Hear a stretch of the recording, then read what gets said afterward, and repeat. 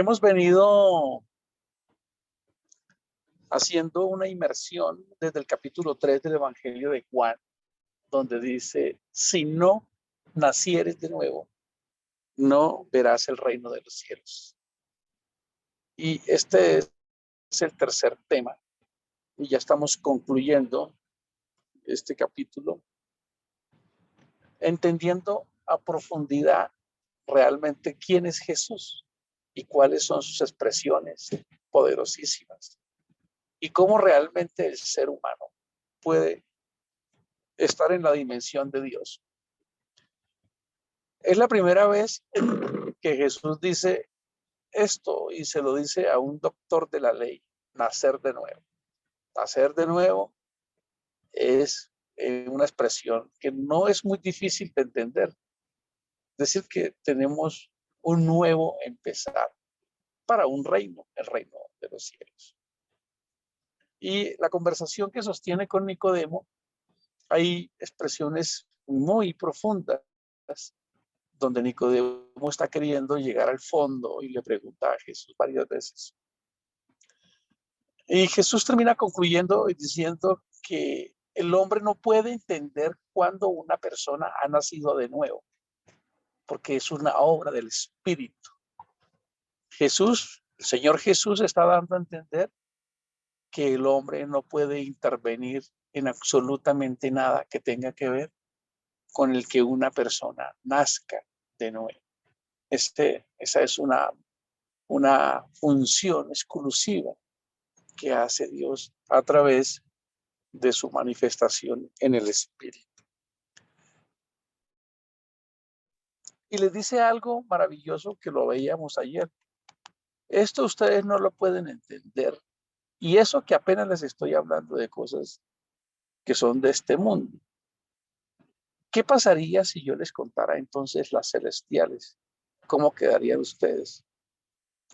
Y él inmediatamente, después de decir esto, dice algo que no es tan fácil de interpretar, porque Jesús dice, nadie ha subido al cielo, nadie subió al cielo, sino el que descendió.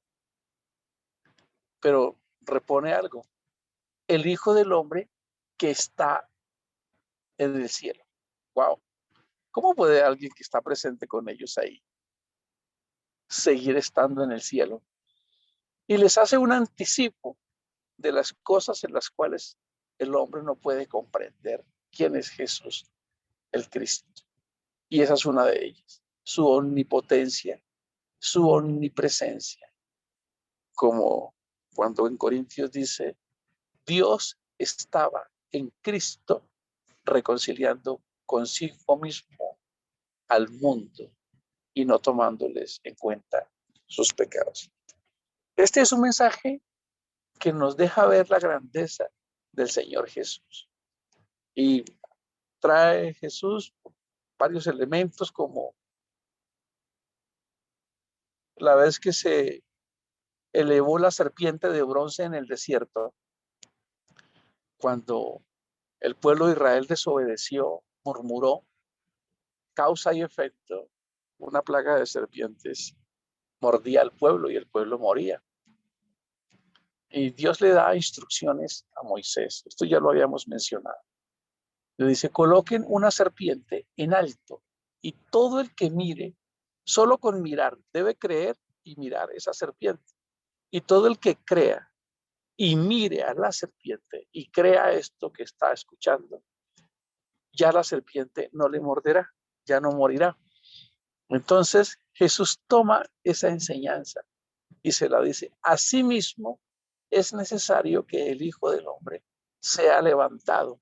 Es decir, la expresión que quiere decir, llevado a la cruz en alto, para que todo aquel que en él crea. Nos parece como complejo. Quisiéramos que pudiéramos hacer nosotros algo porque nos parece como muy elemental, solo creer. Bueno, el original dice seguir creyendo permanentemente, pero todo aquel que crea en Jesús tenga vida eterna y no se pierda. Y es algo maravilloso porque ahí justamente está uno de los versículos más conocidos por todo el mundo cristiano. Y es porque de tal manera amó Dios al mundo, que ha dado, no que haya enviado, sino que ha dado a su Hijo unigénito, es decir, del mismo gen, para que todo aquel que en él crea no se pierda, mas tenga vida eterna. Pero aquí, cuando escuchamos esta expresión tan maravillosa que todos conocemos, que quiere decir una, un amor sin medida, de tal manera, pareciese ser una forma cuantitativa que no se puede medir. De tal manera, no alcanzamos a entender qué significa ese amor de Dios tan grande para que, sin que nosotros lo mereciéramos, Él haya puesto su mirada, pero además de eso, haya tomado la decisión, la iniciativa de manifestarse en carne y entregar su vida por nosotros. Es una expresión que nosotros no podemos comprender, una manifestación de amor incomprensible, que es lo que el mismo Señor Jesús está diciendo. Apenas les estoy contando las cosas que ustedes pueden entender en este mundo. ¿Qué pasaría si les contara las celestiales? Pero quizás nunca nos habíamos detenido a pensar cómo se tienen dos conversaciones de dos temas que casi nunca se han cruzado. ¿Y qué quiere decir que nunca se han cruzado? Que al inicio dice nacer de nuevo y aquí dice vida eterna. Qué extraño. Entonces, ¿cuál es el conducto regular para entender qué, qué me provee de qué? ¿Qué es lo que me provee de qué? Bueno, pues es muy sencillo lo que está, bueno, no es tan sencillo porque hay que primero percibirlo y entenderlo porque efectivamente, como estamos acostumbrados a leer los versos por aparte, pues no logramos alinearlos. Primero debemos nacer de nuevo. Así es. Aunque el gran discurso conversacional del cristianismo es salvación, siempre es que vino a salvarnos, a salvarnos, a salvarnos, a salvarnos. Bueno, la expresión tiene que ver con toda esta teología en la que Dios crea el plan de redención, el plan de salvación, el perdón, la justificación. Pero esa es la forma en que tiene que presentarse ante su humanidad, ante su santidad y ante su majestad para que eso no sea simplemente una decisión arbitraria de Dios sin pagar el justo precio. Recuerden que Él es el Rey justo y Él no puede perdonar a alguien que ha cometido un delito sin que ese delito haya cumplido su demanda, su sentencia y su condena, que para el caso del pecado es la muerte. Entonces, cuando hablamos de la salvación y cuando hablamos de vida eterna, estamos hablando de ese plan, de ese maravilloso propósito que conocemos en el Evangelio, cuando dice, porque en el Evangelio la justicia de Dios se revela por fe y para fe. Pero ¿qué significa la justicia de Dios? Pues justamente lo que estamos hablando. La provisión de Dios, donde Él resuelve una situación que el hombre tiene, y es que no puede comparecer ante Él por su naturaleza pecaminosa, que se asemeja a la oscuridad, que al final de este capítulo lo dice, que el hombre que no se acerca a Dios es porque ama la oscuridad. Entonces, es tan maravilloso esto que estamos escuchando, que Dios provee suficientemente su sacrificio para que Él pueda perdonarnos. Él nos perdona. Eso es una actitud de Él nos perdona. Pero perdonar para Dios y perdonar al hombre tiene una cara con dos monedas. Para nosotros, el regalo a través de la gracia. Pero la otra cara de la moneda para Dios es la muerte en la cruz. Es muy costoso. Entonces, cuando Él, para poder satisfacer las demandas, recordemos aquel texto de Isaías 33, donde dice, yo soy el rey, yo soy el juez, yo soy el legislador y yo soy el salvador. es lo que se llamaría todo un sistema judicial, porque la salvación es un acto jurídico, donde el ser humano, por pecar, tiene una sentencia de muerte. Y para que esa persona pueda vivir y trascender esa sentencia de muerte, tiene que pagar ese precio. Y es lo que hace Cristo en la cruz. Cumple el ministerio del sustituto. Entonces, toma nuestro lugar, lo que se llama imputar, que es un término contable que significa acreditarle, poner en la cuenta de alguien que no tiene fondos, para nuestro caso. Nosotros no teníamos fondos de vida eterna. Entonces, cuando Él muere en la cruz por nosotros y nosotros le aceptamos, nuestra muerte, nuestra condena recae sobre Él y Él nos transfiere, nos carga a nuestra cuenta la vida eterna. Es tan maravilloso esto que estamos hablando acá, que a Nicodemo se lo cuenta desde el punto de vista que el que hace la función es Dios. Primero tiene que hacer la función para que el Espíritu Santo nos convenza de pecado. Nosotros podamos creer esto, nosotros podamos entenderlo y nos hace nacer de nuevo para el reino de los cielos, para que nosotros podamos estar posibilitados. Alguien preguntaría, ¿y entonces solo hay que creer? Sí, para nosotros sí, pero para él no es tan fácil solamente. Él, como lo dice Isaías 53, llevó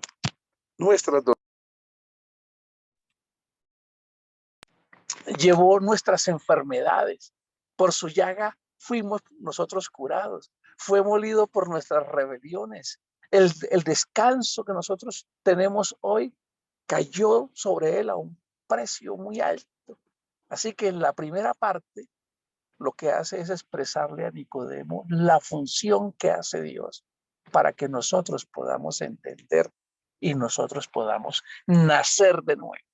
Pero para que eso quede dentro de una constitución, cumpliendo todos los requisitos, Él tiene que darnos la vida eterna, tiene que perdonarnos, tiene que habilitarnos. Y por eso es que ese verso dice, de tal manera amó Dios al mundo, que nos ha dado a su Hijo unigénito, para que todo aquel que en él crea no se pierda, mas tenga vida eterna. Y cuando dice que nos ha dado a su Hijo, es decir, nos ha dado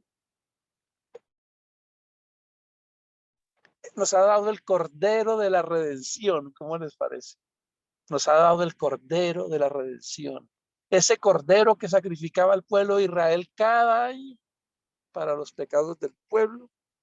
Él nos ha dado a ese Cordero que se llama Cristo, para que no se haga cada año, sino que al él morir en la cruz, ese sacrificio una vez y para siempre nos presente perfectos delante de Dios.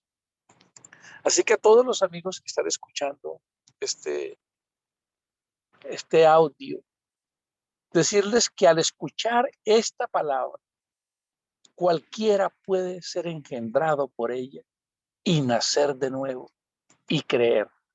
Y en el momento en que nosotros creemos, su sacrificio de la cruz nos posibilita para poder comparecer ante Él.